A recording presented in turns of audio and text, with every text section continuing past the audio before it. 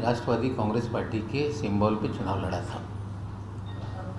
2017 में जब महानगर पालिका के चुनाव हुए तो उनके साथ जो नगर सेवक या उनके साथी पार्टी में आए थे वो हमारी पार्टी से उन्होंने चुनाव लड़ा। और जब मुफ्ती साहब कांग्रेस और राष्ट्रवादी कांग्रेस पार्टी का गठबंधन हुआ, मालेगांव की विधानसभा सीट कांग्रेस पार्टी को छोड़ी गई, शेख रशीद साहब कांग्रेस के उम्मीदवार थे, तो मुफ्ती इस्माइल ये पार्टी छोड़कर एमआईएम में चले गए और सारे नगर सेवक उनके साथ एमआईएम में गए। जिसके ऊपर एफआईआर दर्ज हुआ है वो राष्ट्रवादी कांग्रेस पार्टी का कागज पे भले नगर सेवक हो, लेकिन पूरा उनका गुट एमआईएम में चला गया और वो एमआईएम के नगर सेवक हैं। लेकिन शुक्रवार के बाद शनिवार को अमरावती में एक बंद का आह्वान किया गया भारतीय जनता पार्टी की ओर से, और बंद के आड़ में सुनियोजित तरीके से दंगे भड़काने का काम किया गया, जिसे पुलिस ने पूरी तरह से नियंत्रित करने का काम किया। साजिश थी कि पूरे महाराष्ट्र में दंगे भड़काए जाएं, और महाराष्ट्र की जनता ने इनके षड्यंत्र को समझा और अमरावती के बाहर इस तरह से कोई भी घटना नहीं हुई। हम महाराष्ट्र की जनता का आभार मानते हैं। साथ ही साथ में अमरावती में कोई समुदाय के बीच में दंगा नहीं हुआ।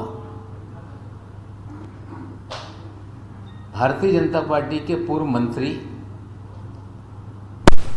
श्री अनिल बोंडे, भारतीय जनता पार्टी के सभी नेता, उन्होंने 2 तारीख के रात को दंगे का षड्यंत्र रचने का काम किया। कुछ नौजवानों को पैसे बांटे गए, कुछ शराब बांट के अमरावती शहर में दंगा कराने का प्रयास किया गया।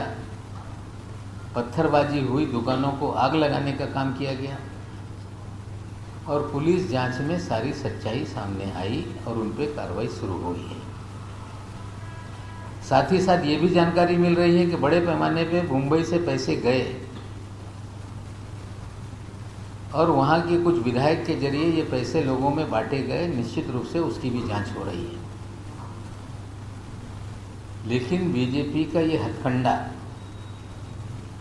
जब सारे उनके हथियार अस्त्र समाप्त हो जाते हैं तो फिर दंगों का हथियार बाहर निकाल के वे अपनी राजनीति शुरू करते हैं। हमें लगता है महाराष्ट्र की जनता ये पूरी तरह से जानकार है और इस तरह के षड्यंत्र, इस तरह के राजनीति को महाराष्ट्र की जनता कभी स्वीकारने वाली नहीं। और निश्चित रूप से इस तरह की विनाशकारी राजनीति का हम पूरी तरह से इसकी भर्त्सना करते हैं और बीजेपी को चेताना चाहते हैं कि इस तरह की राजनीति करने का काम ना करें। इस तरह की नकारात्मक राजनीति ये अब महाराष्ट्र के जमीन पे चलने वाली नहीं। और भारतीय जनता पार्टी के राष्ट्रीय अध्यक्ष आते हैं महाराष्ट्र में और कहते हैं कि महाराष्ट्र की सरकार को उखाड़ कर फेंक देंगे। सरकारें उखाड़ी और बैठाई नहीं जाती। सरकारें जनता चुनती है, बहुमत के आधार पर देश में सरकारें चुनी जाती हैं। लेकिन उखाड़ने का एक तरीका भारतीय जनता पार्टी का ये भी है कि विधायकों को खरीदने का काम करो, प्रलोभन दो, 30 करोड़ 40 करोड़ रुपए कीमत लगाने का काम करो। और ये सारा खेल पैसे से खरीदने का लोगों ने गोवा में देखा, कर्नाटक में देखा, मध्य प्रदेश में देखा। लेकिन ये उखाड़ने का खेल महाराष्ट्र में चल नहीं सकता। फिर दूसरा खेल भारतीय जनता पार्टी का शुरू होता है कि केंद्रीय एजेंसियों के माध्यम से लोगों को डराने का काम किया जाए। बड़े दुर्भाग्य की बात है कि जो केंद्रीय एजेंसियां हैं ये भारतीय जनता पार्टी के राजकीय इकाई की तरह काम करने लगी है। बंगाल में सिद्ध हो गया, जिस तरह से बंगाल में डरा डरा के लोगों को अपनी पार्टी में लिया गया, बंगाल की जनता ने नकारने के बाद लोग पुनः टीएमसी में शामिल होने लगे। 2014 के पहले भी भारतीय जनता पार्टी की इकाई ईडी ने इसी तरह से प्रयास किया था।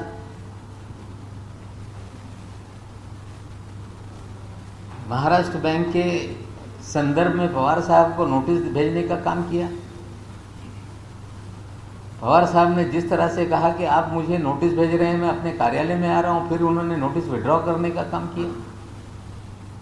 बीजेपी को समझना पड़ेगा कि आप न पैसे से हमको उखाड़ सकते हैं, ना आपने जिस तरह से देश की प्राइम एजेंसियों को अपनी इकाई बना दिया है, उनके भय से भी महाराष्ट्र की सरकार उखड़ने वाली नहीं है। नड्डा साहब कहते हैं कि महाराष्ट्र की सरकार चुंबक से चल रही है और उसका चुंबक लक्ष्मी है। हमें लगता है लक्ष्मी माँ का भी अपमान हो रहा है क्या? महाराष्ट्र की सरकार का चुंबक ये छत्रपति शिवाजी महाराज की विचारधारा है, उनकी प्रेरणा से महाराष्ट्र की सरकार चल रही है। और महाराष्ट्र की सरकार शिवाजी महाराज के विचारों से है। उन्हें समझना पड़ेगा कि महाराष्ट्र के लोग दिल्ली के तख्त के सामने झुकने वाले नहीं हैं। ना आप झुका पाओगे, ना उखाड़ पाओगे, ना खरीद पाओगे। हम 5 वर्ष पूरा करेंगे। और जिस तरह से पिछले 1-1.5 महीने से हमने एनसीबी का भंडाफोड़ किया, भारतीय जनता पार्टी के नेता कूदने लगे, महाराष्ट्र की जनता ने उन्हें नकारा। और मुझे भी बार बार कहा जा रहा है कि ईडी नवाब मलिक के घर आने वाली है।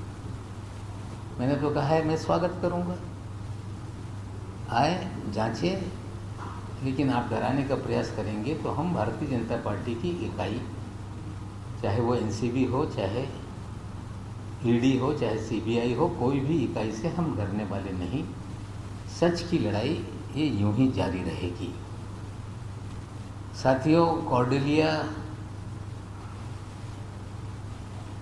ट्रक क्रूज केस का जो मामला है, पूरी तरह से नारकोटिक कंट्रोल ब्यूरो ये लीपापोती में जुटा हुआ है।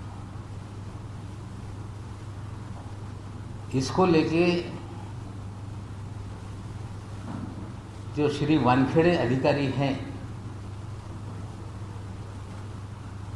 कुल मिला के 6-7 मामले चल रहे हैं उनको लेकर। एक मामला स्वयं उन्होंने हाईकोर्ट में उनके पिता के जरिए 1.25 करोड़ रुपए के मानहानि का दावा मुझ पर डाला है, जो सुनवाई हो रही है, जिसमें फैसला रिजर्व किया गया। उस पर मैं कोई भाष्य नहीं करना चाहता। दूसरा मामला, उन्होंने एससी कमीशन के पास लिखा था कि मुझे एक शेड्यूल कास्ट अधिकारी के नाते प्रताड़ित किया जा रहा है। वे शेड्यूल कास्ट नहीं, फर्जीवाड़ा करके उन्होंने सर्टिफिकेट लिया है, जाली नौकरी ली। वो रिपोर्ट पुलिस से मांगी गई है, पुलिस भी देख रही है कि इसमें कितनी सच्चाई है।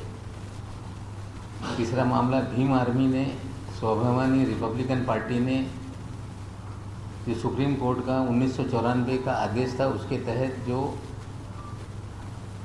वैलिडिटी कमेटी है उसके पास कंप्लेंट हुई, वो जांच करने का काम कर रही है।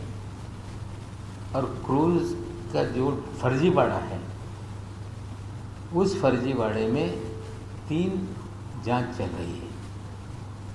एक, मुंबई पुलिस ने एसआईटी का गठन किया है, उसके पास जांच चल रही है कि जो 25 करोड़ रुपए मांगे गए, डिस्काउंटेड रेट में 18 करोड़ में डील हुई, 50 लाख रुपए उठाए गए, फिर वापस दिए गए।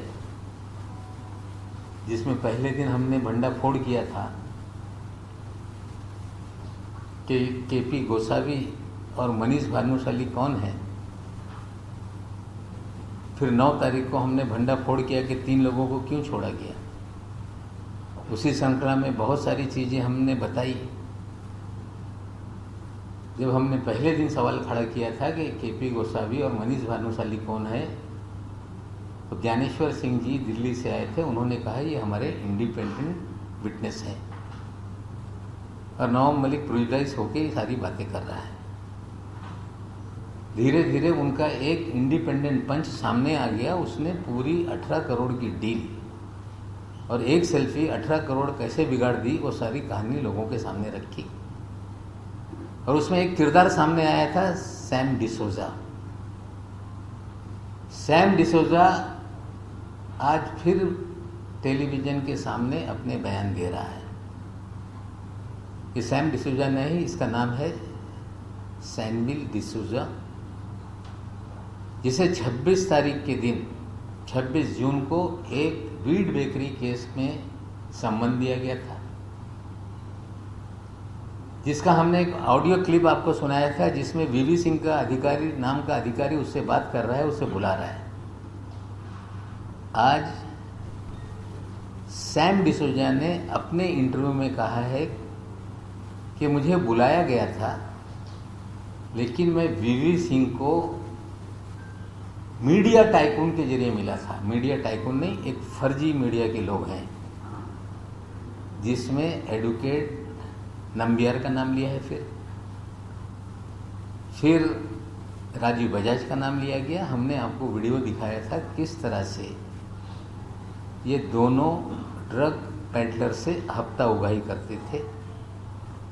हमने आप सबको दिखाया था एक व्हाट्सएप चैट, जिसमें सैम डिसोजा ने व्हाट्सएप चैट में कह रहा था कि हवाले की रसीद दे दो।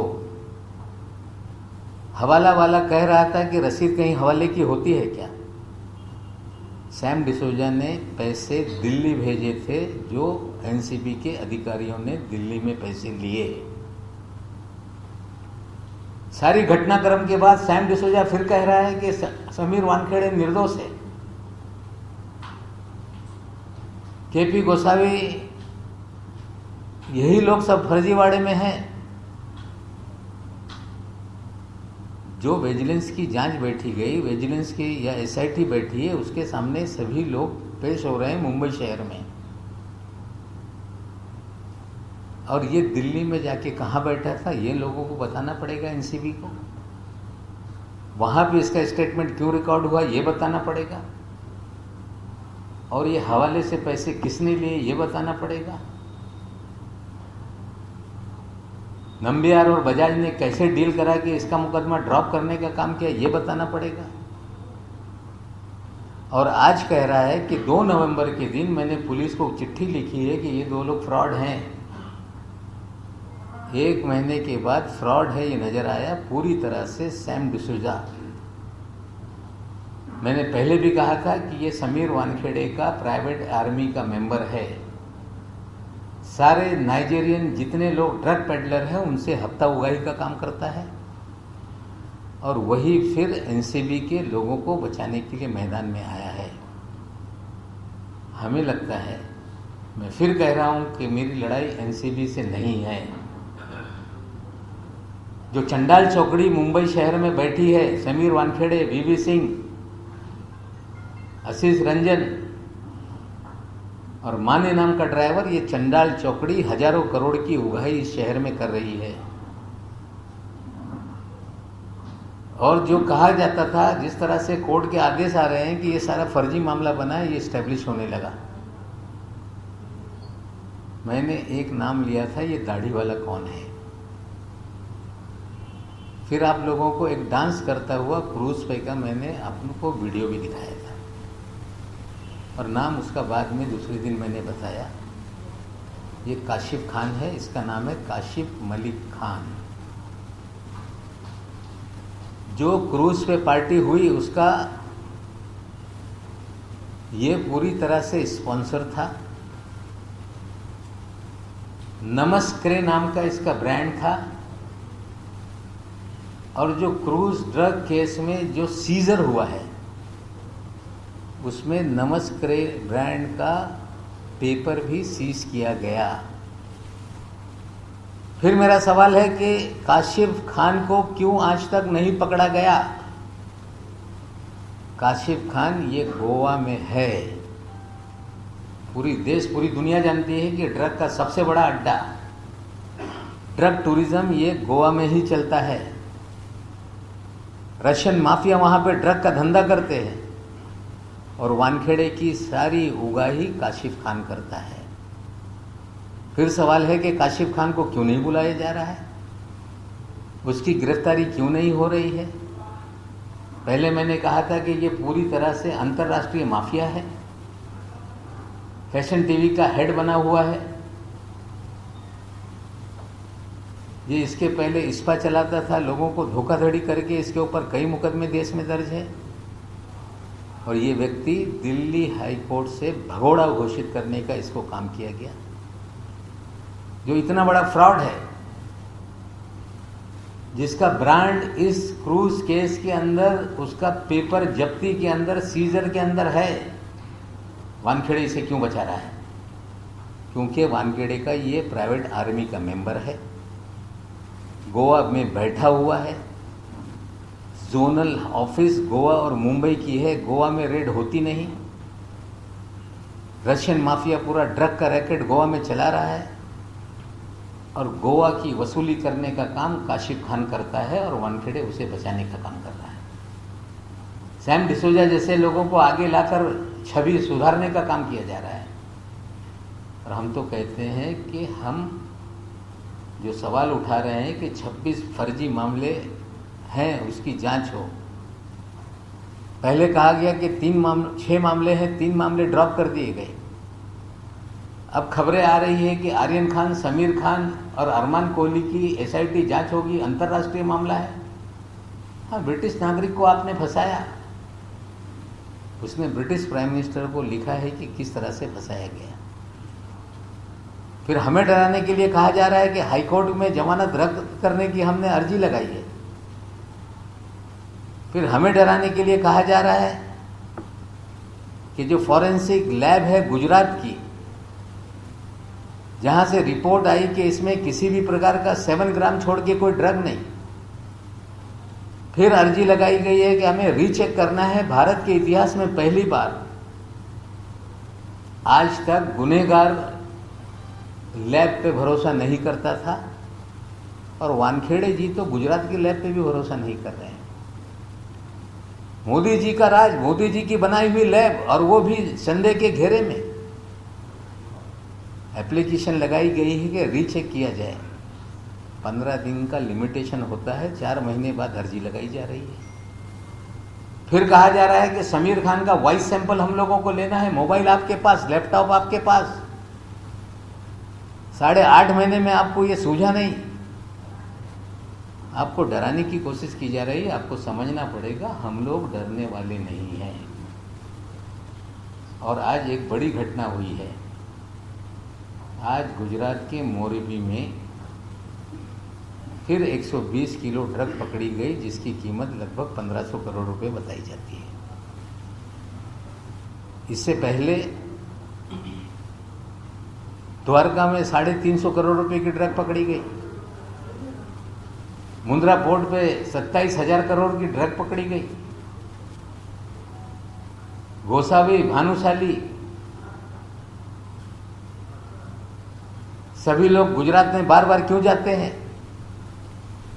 और ये बात सच है कि पाकिस्तान से ड्रग समुद्री रास्ते से गुजरात में आता है। गुजरात से ही पूरा डिस्ट्रीब्यूशन का नेटवर्क है। और अब ये सिद्ध होने लगा मुंद्रा पोर्ट से, द्वारका से, मोरबी से, कि ड्रग का खेल देश में गुजरात से ही चल रहा है। और गुजरात के होम मिनिस्टर कह रहे हैं कि फलान भाजी वाले को हमने पकड़ लिया। ये खेल तो वानखेड़े भी करता था कस्टम में, ये खेल तो अभी भी कर रहा है। कुछ माल पकड़ाना भी पड़ता है और ज़्यादा चलाना पड़ता है। ये जो द्वारका में, मोरबी में पकड़ा जा रहा है, हमें लगता है कि कुछ दिखाया जाए कि कार्रवाई हो रही है, लेकिन पूरा ड्रग का खेल इस देश में गुजरात के रास्ते से चल रहा है। अब ये सच्चाई सामने आ गई। हम फिर कहते हैं कि समीर वानखेड़े ये फर्जीवाड़ा करता रहा। इसके जीवन में बहुत सारे फर्जीवाड़े हैं। जो सामने आने लगे हैं। आर्यन खान को किडनैप किया गया उगाही के लिए, ये सारी चीज़ें सामने आ रही है। कितने ही सैम डिसूजा को सामने ले आए तो इन्होंने जो भी काम किया है उस पर भी पर्दा डाल नहीं सकते।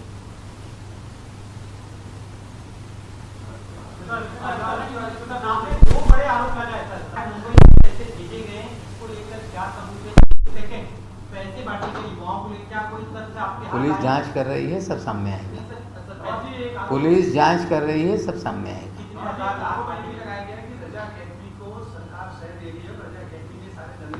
नहीं, मेरे पास एक तस्वीर है, आशीष सेलार रजा एकेडमी के दफ्तर में बैठे थे, अभी आप लोगों को दे दूंगा।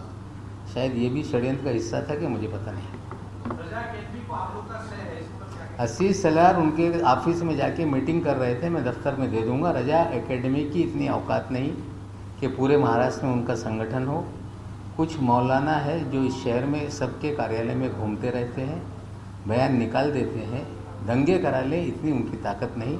लेकिन रजा एकेडमी के कार्यालय में आशीष सेलार बैठ के मीटिंग कर रहा था, उसकी तस्वीर मैं आपको देता हूँ। पाबंदी लगाने की मांग की जा रही है सरकार से। जांच करके जो होगा होगा, लेकिन दंगाई जो है सबको जेल में डाला जाएगा।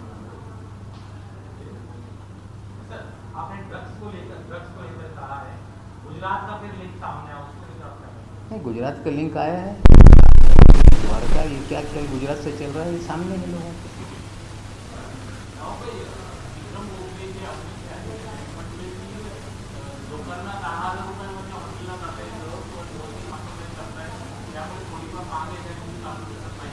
त्यांच्यासारखे फर्जीवाडा करून लोकांची जागा हडपण्याचे गुन्हे इतरांवर नाही आहे। त्यांच्याकडे 10,000 रुपये हॉटेलमध्ये देण्यासाठी आहे, पण या देशामध्ये 5,000पेक्षा कमी पैशामध्ये संपूर्ण कुटुंब जगत आहे। गोखले हे फर्जी आहे, त्यांच्यावर गुन्हा दाखल आहे, लँड स्कॅम त्यांनी केलेला आहे। आता ह्या लँड स्कॅमर लोकांनी बोलू नये।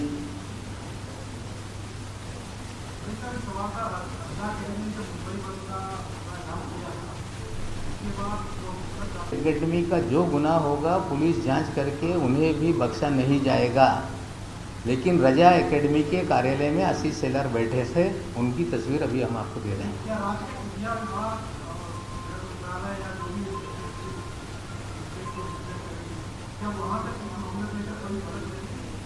मेरी जानकारी नहीं है, गृह मंत्री अभी गडचिरोली में है, अधिक जानकारी वो देंगे। मला माहीत नाही, असं आहे माझ्या कार्यालयात कोणी आला तर मला काही आक्षेप नाही। नेते असतील, मंत्री असतील, त्यांच्या कार्यालयात लोक येत आहे, त्यांना भेटीसाठी डेलिगेशन घेऊन जात आहे, पण भाजपचे नेते रजा एकेडमीच्या सोबत त्यांच्या कार्यालयात कुठली मीटिंग करत आहे याचं उत्तर त्यांच्याकडून अपेक्षित है।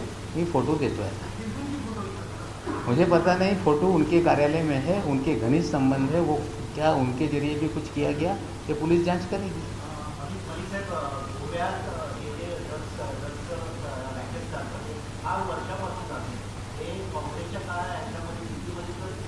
कधीही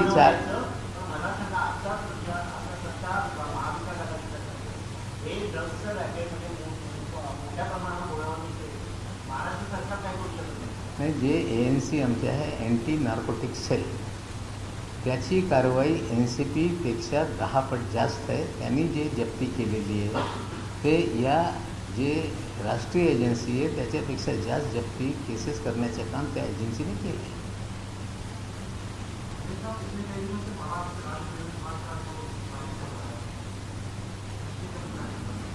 जी, तो देखिए ST कर्मचारियों का आंदोलन भी एक गलत दिशा में भारतीय जनता पार्टी ले जाना चाहती है। ST कर्मचारियों की तनख्वाह बढ़े, उन्हें बोनस मिले, उनके सवाल छुड़ाए जाएं, इसको लेके कोई भी सरकार के मन में नकारात्मक भूमिका नहीं है। लेकिन जो मांग रखी गई है उन्हें राज्य सरकार के कर्मचारी घोषित करने का काम किया जाए। नगर निगम हो और बहुत सारे निगम हो, ये सभी कर्मचारियों को अगर राज्य सरकार का कर्मचारी घोषित कर दिया जाएगा तो जो महाराष्ट्र सरकार का राजस्व है ये तनख्वाह भी देने भर का नहीं हो पाएगा। तनख्वाह देने के लिए भी अलग से कर्ज उठाना पड़ेगा। जो भी निगम है, जो भी मंडल है, जो भी नगर पालिका या महानगर पालिका हैं, वो स्वायत्त संस्थाएं हैं, उनकी तनख्वाहें देना उनकी जिम्मेदारी है।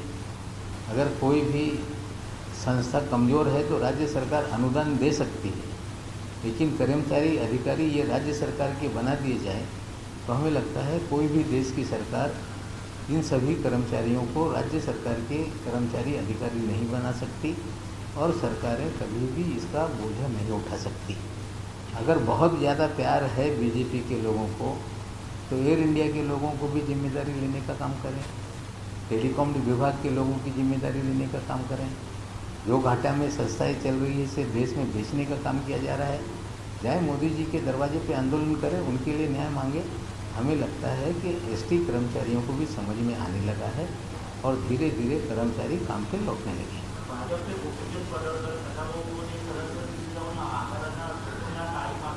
नाही त्यांचा अधिकार आहे, त्यांना दुसरं काही येत नाही।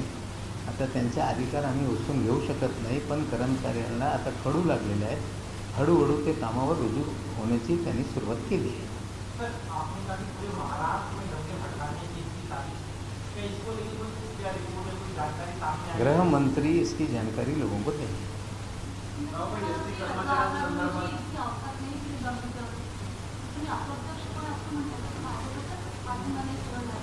हे बघा, असं आहे की त्यांनी ज्या पद्धतीने आवाहन केलं शुक्रवारच्या, जे मोहसिन रजा आहे किंवा त्रिपुराची घटना, त्यामुळे लोकांनी बंद पाडला।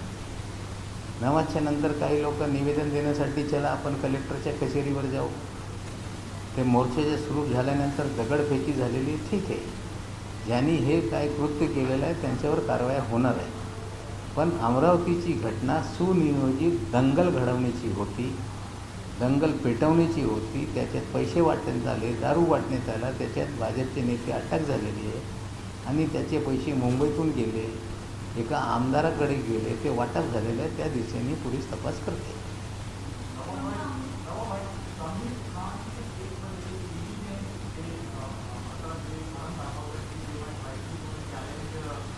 Not ED, NCB.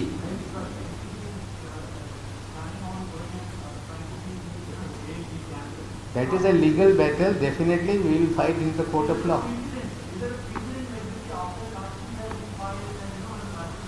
I had read in a newspaper that they can do this thing. Definitely they can do what they want. But it's a legal battle. Blindly they cannot do anything. They must go to the court, obtain an order from the court. Without obtaining any order, they could not go.